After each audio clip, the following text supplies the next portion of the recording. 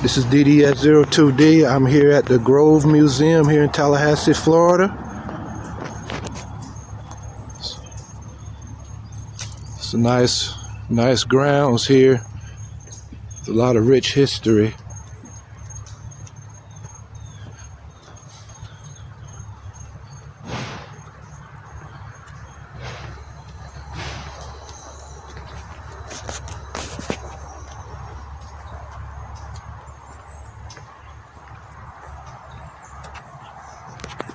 Wow, this is beautiful out here. Yeah, it is a very beautiful property. Mm-hmm. So we're on about 10.5 acres here. Okay. But this property used to originally be 640. Wow, 640 acres originally. So about a square mile. Wow. This is beautiful out here. It really is. It's a very peaceful workplace. I can imagine. Oh, this is a beautiful house here. Yeah. And this is the back side, so this would originally have been the back porch.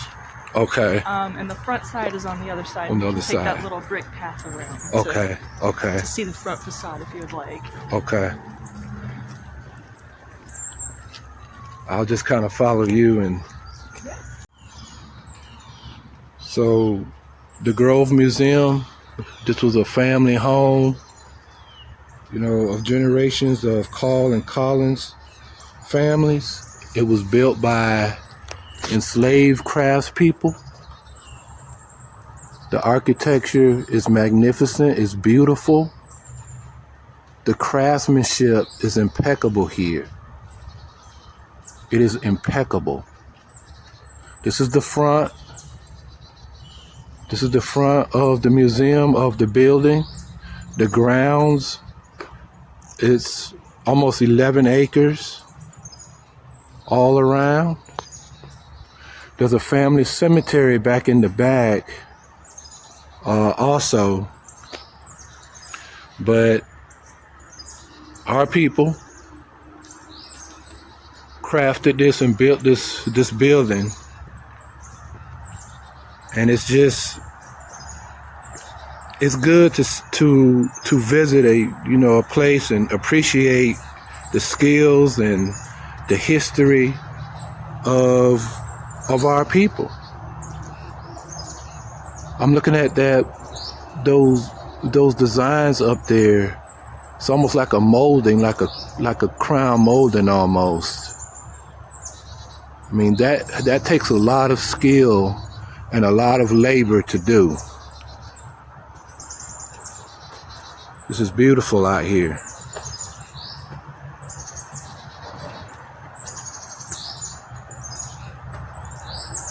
Absolutely beautiful.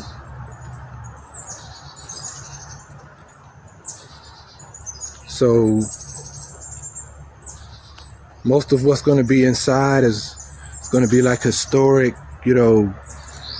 artifacts and exhibits, and a lot of documentation talking about the Call family and the Collins family. But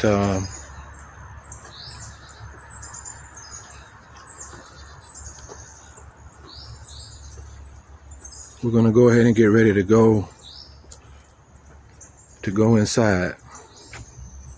Back is original to the original construction in the 1830s, 1840s.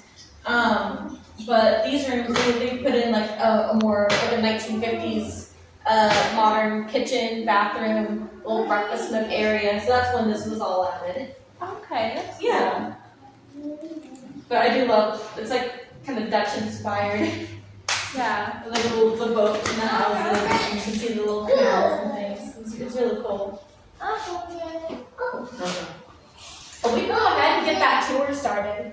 So I'm going to start here with the timeline, and then we'll go on down to the basement. So, welcome to the Grove Museum. If you have any questions, my name is Brennan. But we'll start out here first and take a look at the timeline of some of the owners and people who lived here.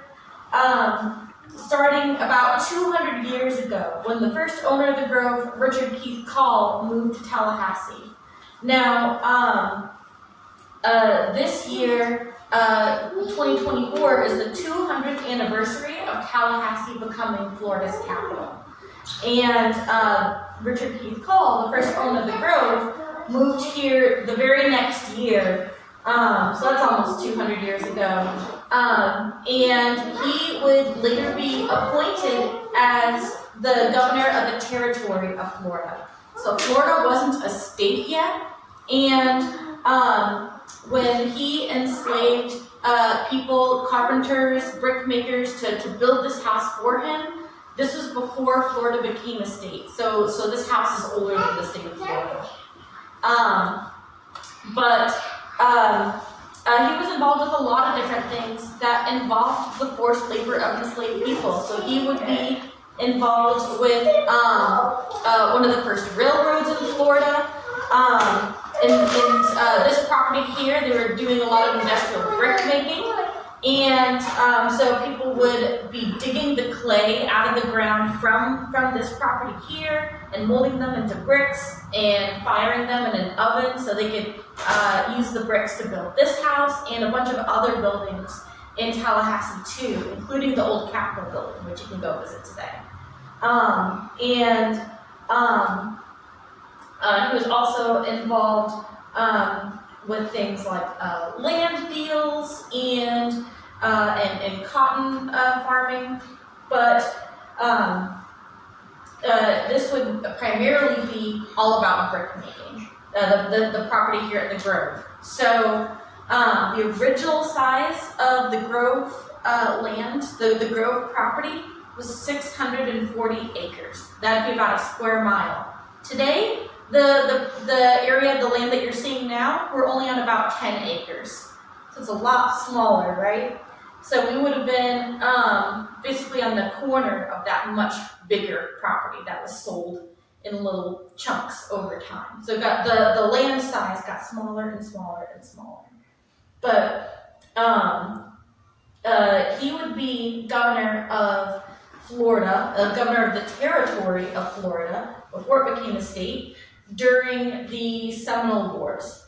So before the Americans moved in and started Tallahassee as the Florida capital, there were other people living in this area.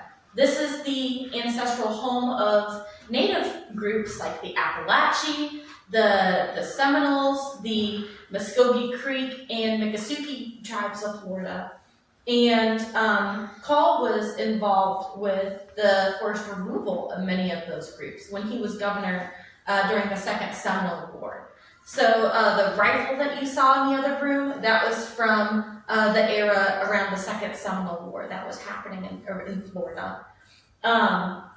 But the Seminole tribe is considered undefeated in the Second Seminole War. Some of the defenders did not surrender and based out of the Everglades now, but and we'll kind of revisit that later. But around that time, the building here at the Grove was finished around 1840, and by the time this house was finished, he intended this to become a family home, but his wife and 6 of their 8 kids would have passed away. So they would have passed away really young, and a big reason for that are some of the mosquito-borne illnesses that were happening in Florida. So there were outbreaks of a disease called yellow fever, and probably a lot of Call's family members would have died from yellow fever. But he did have 2 surviving kids. So his oldest daughter, Ellen Call Long, she's the next person who owns the Grove, and she is managing the ownership of the property throughout the rest of the 1800s.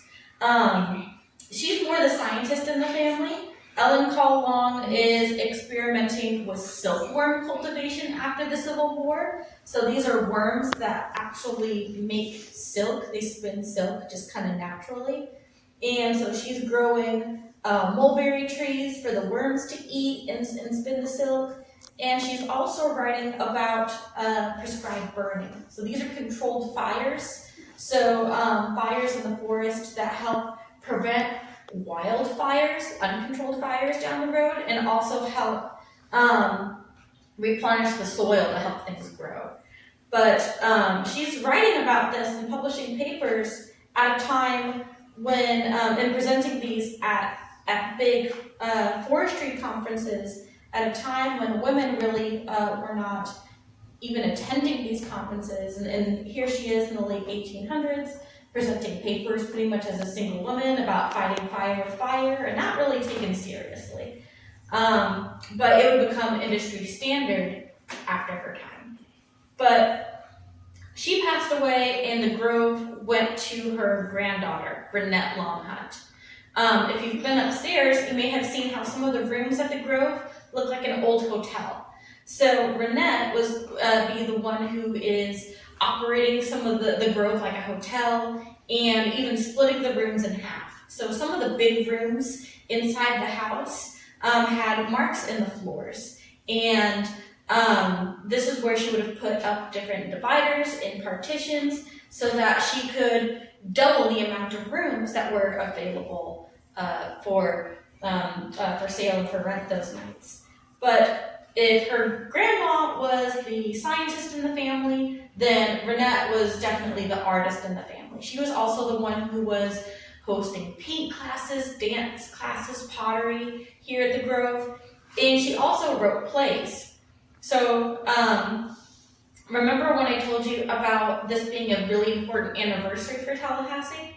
So this is the bicentennial. That means Tallahassee's 200 years old this year. In 1924, Tallahassee would have been 100 years old, and Renette Longhunt wrote pageants, plays that would be performed here on the grounds, here at the Grove, in front of hundreds of people. But she passed away without any kids for the Grove to go to. So the house went up for sale. A number of different wealthy Tallahassee families put in their bid to purchase the property. But this couple wanted to buy the Grove. This is LeRoy Collins and his wife, Mary Collins. And Mrs. Collins, she has a family connection. So her middle name, Call, that's a family name. She's not in line to inherit the Grove, but she is the great-granddaughter of the original owner from his youngest surviving child. So because she has a family connection, the Collins are able to purchase the Grove, even though they didn't have the highest bid. The other bidders pull back out of respect. And they move in with their young family in the early 1940s. A little over 10 years down the road, LeRoy Collins will become the 33rd governor of Florida, and he was involved in civil rights in the state and beyond. So he's known as the civil rights governor. And just within this a little over 100 years of time, we've got some pretty important bookends. We have two different Florida governors who are living at this house, and that's a big arch from one of the wealthiest enslavers in this part of Florida, living at the Grove, to his great-grandson-in-law, the 33rd governor of Florida, being the civil rights governor. And then if I cover up the last portrait and the first portrait, what do you notice about the pictures of everyone in between? Do you notice anything that's the same? What do you think? They're all girls. They are all girls. So you have all women, all in between. It's mostly independent women who are in charge of a lot of the ownership, management, and preserving the history here at the Grove. With the last person to live here, Mary Collins, really having a big role to play in this place becoming a museum. So before we go downstairs to the basement, are there any questions?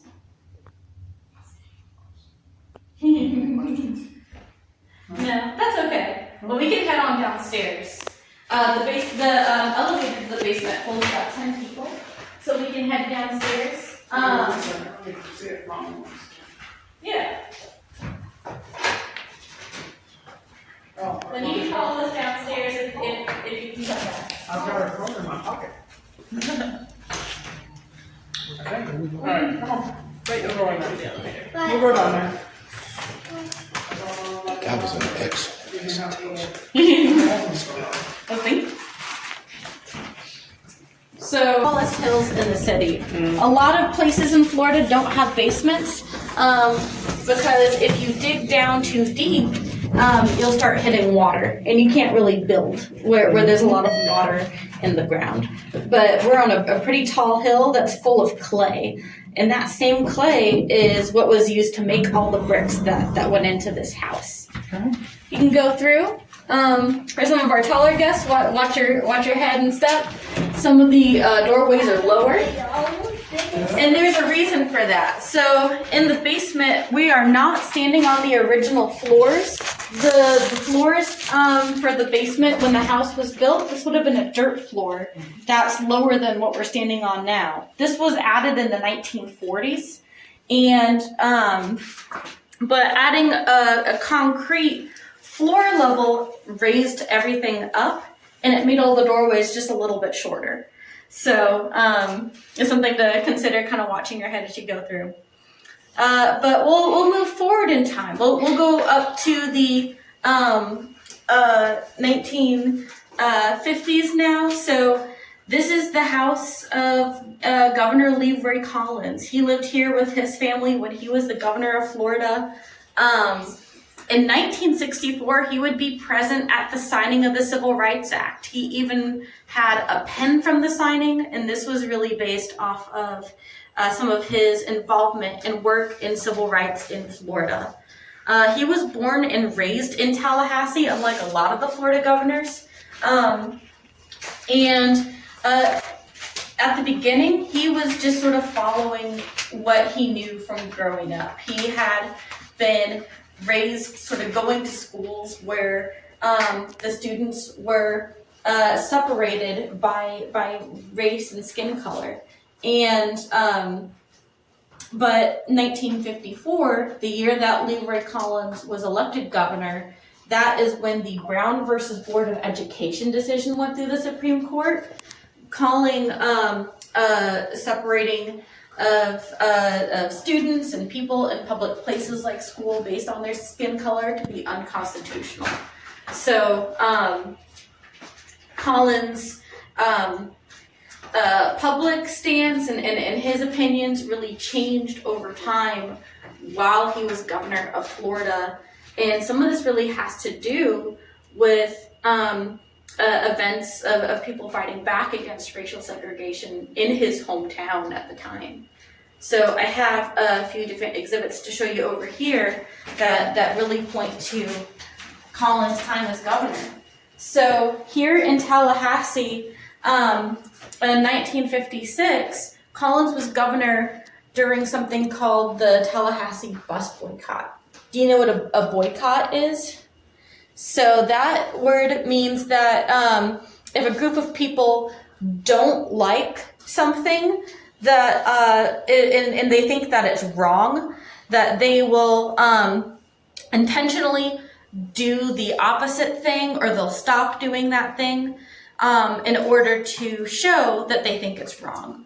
So in this case, there were two young ladies. These are two students at Florida A&M University. Wilhelmina Jakes and Carrie Patterson were their names, and they were riding a city bus, and but they were black students, and they were asked to give up their seats to a white passenger. They thought that this was unfair, but instead of giving up their seats, they got arrested. They were arrested for disturbing the peace. And a local pastor here in Tallahassee, Reverend C.K. Steele, helped to organize the bus boycott and the carpool system so that people could get to where they needed to go without using the bus system that they thought was unfair. And this was able to last for the next 7 months. So people avoided using the bus because they thought it was unfair until the city bus policies changed. And so if you are riding around Tallahassee today, you might see the name C.K. Steele on some of the buses. The downtown bus terminal is named after him now. But Collins was also governor during the lunch counter sit-ins. So there were department stores in downtown Tallahassee, Woolworths and McCory's, and they had lunch counters. So basically the stores, people of any skin color were allowed to come in and shop, but at the counters where you could go get a bite to eat, it was reserved for whites only. And two other young ladies who were students at FAMU, this time two sisters from Quincy, Florida, named Patricia and Priscilla Stevens, led the movement to change the policies at these lunch counters. And their peaceful protest was called a sit-in. And they were part of an organization, a group that was leading these sit-ins, called the Congress of Racial Equality, also called CORE. And this group included students from FAMU, FSU, and even some of the local high schools. And when they were trying to get food at the whites-only lunch counters, they were arrested for disturbing the peace. Reverend C.K. Steele was also involved in organizing a lot of the policies and the marches relating to that. And Governor Collins goes on TV to make a response. So LeRoy Collins goes on TV. He makes a public address saying that the white private business owners of these stores do have a say in who can and cannot use their stores, the private owners. But he said that the policy of segregation there went against simple moral justice. And this was really rare for a Southern governor to say on TV. And he got a lot of local pushback. There were threats made against him, things like eggs thrown at the house, a burning cross found in the yard, I think. But he was getting recognition across the country for being a Southern moderate.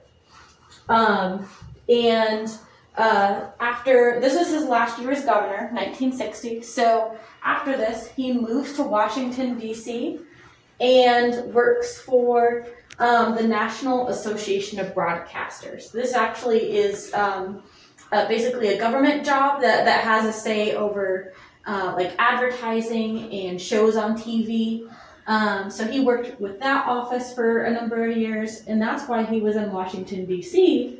when the Civil Rights Act was passed.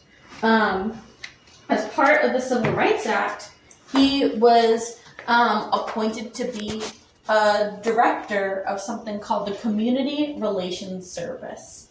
And now this is something that isn't really heard about very often. The Community Relations Service was meant to work in the background to help mediate. Mediate basically means helping two different groups who are fighting or disagree with each other to help find a solution in the middle. So Collins was there to help mediate during ongoing clashes and violence and arrests during the civil rights movement. So when the Civil Rights Act was passed, it didn't protect people's right to vote. And so the next year, Dr. Martin Luther King Jr. was leading the Southern Christian Leadership Conference in Selma, Alabama, to help fight for the right for people to vote. In that county, I think about 2% of adult African Americans were registered to vote. So that really shows like how big the voter intimidation was there, that the SCLC was really fighting to change. And over 60 people with the SCLC were attacked and beaten by the Alabama State Police, and Dr. King was arrested at an event that we now know as Bloody Sunday. And that's where LeRoy Collins and the Community Relations Service is called out to help. So he works with them. They are planning the next big marches to go to the state capitol at Montgomery, Alabama. And he is working with the police to negotiate a stand down while over 4,000 marchers go to the state capitol. And there's a picture from this. So this is LeRoy Collins here in the middle, and he's with some members of the SCLC. So he's in this picture with people like John Lewis, Andrew Young, Ralph Abernathy, Dr. Martin Luther King Jr., his wife Coretta Scott King, and they were all involved with trying to make things more fair and equal for citizens in the country. And this photo, though, was later used against LeRoy Collins.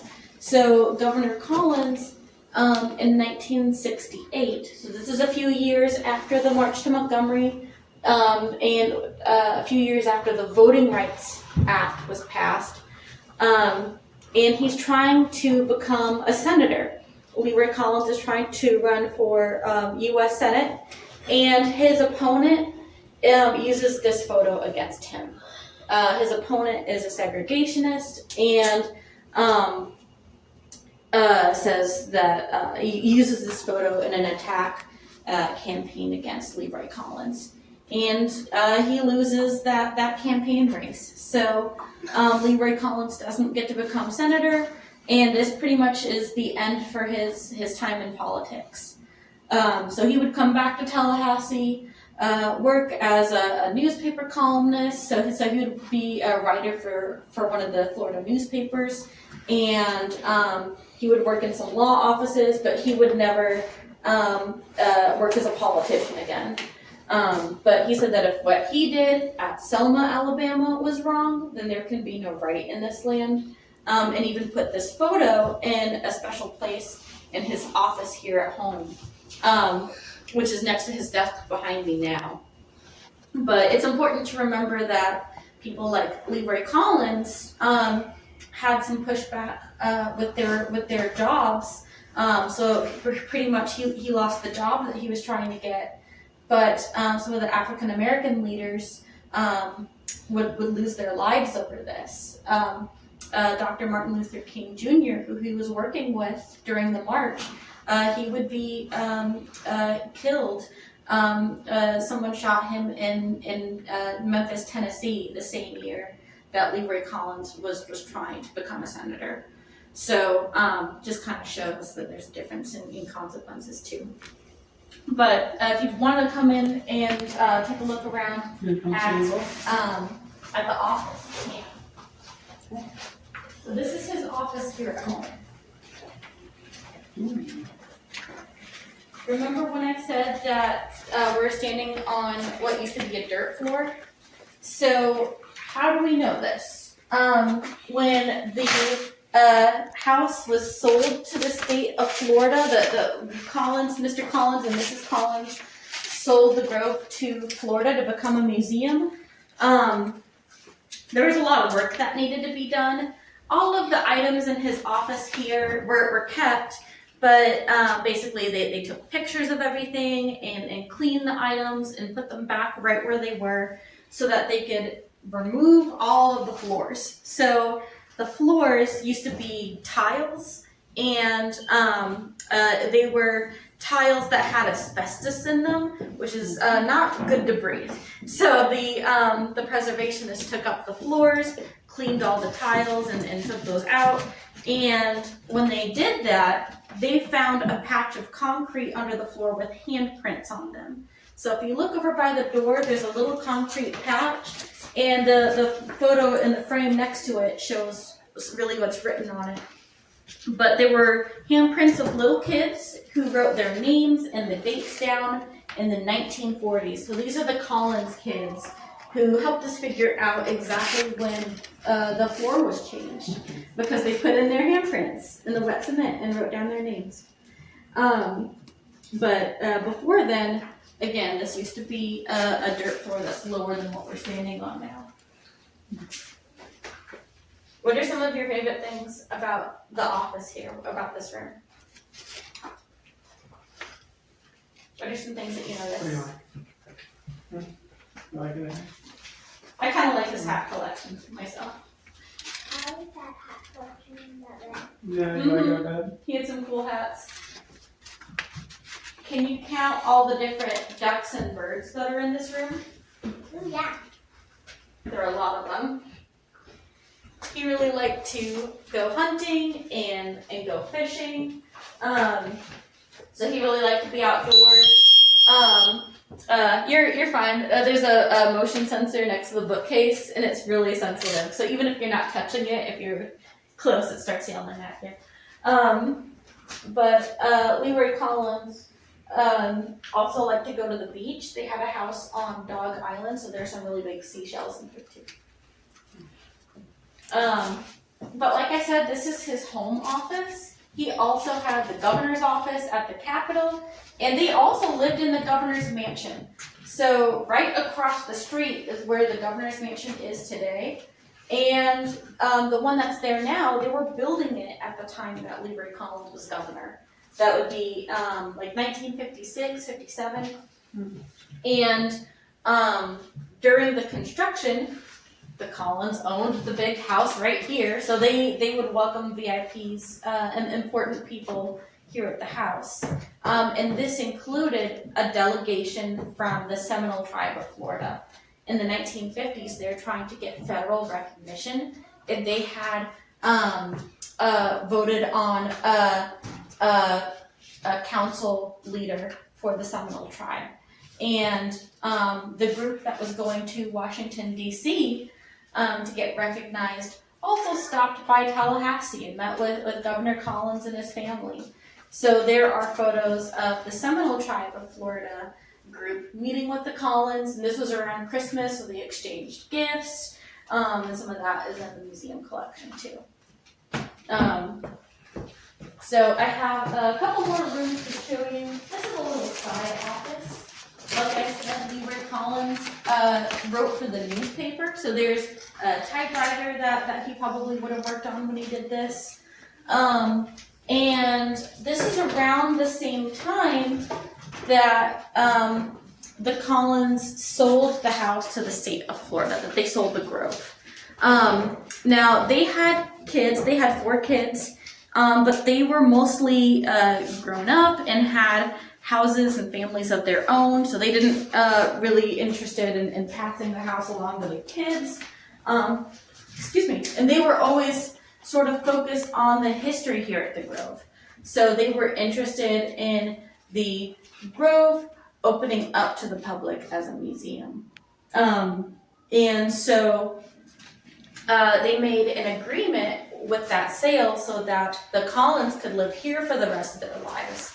And after they had both passed away, the building would be preserved. So they would have different archaeologists and different historians come through and prepare everything. And then it would open up as a museum. So Mrs. Collins lived here until 2009. She passed away, and then the museum opened in 2017. So it's actually a pretty new museum, even though it ties back to some older stories in Florida history. And here is some of the archaeology that I said that the archaeologists and historians were working on before the Grove became a museum. So I have a few objects to show you. These are some of the bricks from the patio outside. Now this one is really heavy, so I'm going to hold this here, but if you want to kind of try to lift it in my hands, you can see how heavy this is. Yeah. Whoa. That's heavy, isn't it? And you said that they used the clay from around here to... So these are different. These are the bricks from the patio. that was added. So this is a machine-made brick from a little over 100 years ago. This is Old Monroe Street. So these are the brick pavers from the highway, and so the whole road would be made out of brick. And in the 1940s, they were doing a lot of construction on the road. And so they would tear the old bricks up. A lot of different Tallahassee families took out the old bricks and recycled them into their own driveways and patios. So you'll see these all around Tallahassee, but these are machine-made bricks that were made in Alabama and brought here. Now, I have another type of brick that you can take a closer look at and hold. Here you go. And here's a brick so you can both hold one. And you can pass it around to the people around you, okay?